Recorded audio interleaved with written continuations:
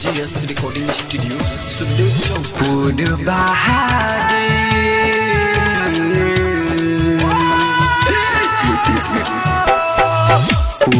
बहादे ले जा संदेशा दुर्गा माई के बहादे ले जा संदेशा दुर्गा माई के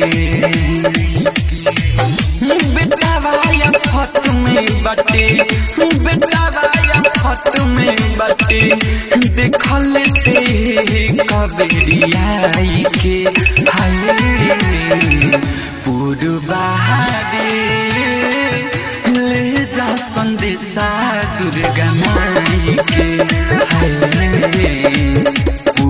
बहादे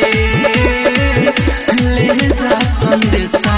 दुर्गा माई के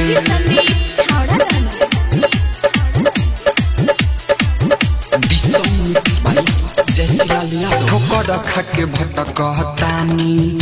बढ़ल बा ढेर परेशानी कि जेकरा से हाथ मिलाई उहे कह दे बेईमानी ठोकर खाके भटकतानी बढ़ल बा ढेर परेशानी कि जेकरा से हाथ मिलाई उहे कह दे बेईमानी कहे सब सही बाकी सोचेला बूढ़ा पीठ पीछे मारता रे हमारा के छुरा कहे सब सही बाकी सोचेला बूढ़ा पीठ पीछे मारता रे हमारा के छुरा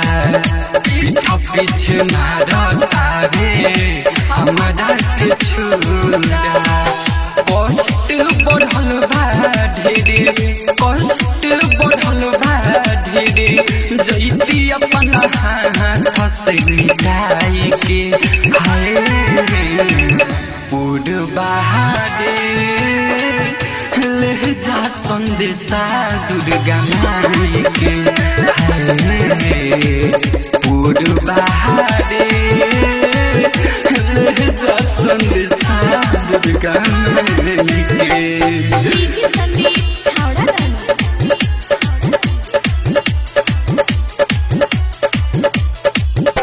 पड़ल बा बहुत लाचारी कि अइती देखे महातारी कि संहरे न पावतानी हके तनु देह के संहारी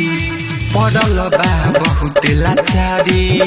कि अइती देखे महातारी कि संहरे न पावतानी हके तनु देह के संहारी नयासु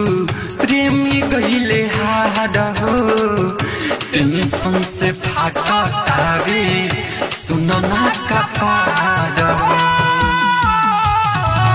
हास नदाय नयासु प्रेमी गईले हाड हो टेंशन से फाटता रे सुनना का पाड हो टेंशन से फाटता रे सुनना का पार हो जय लाल यादव सुन संदीप सताइल रूपेश मुँह के रोता छटपटाई के बहादे ले जा संदेशा दुर्गा माई के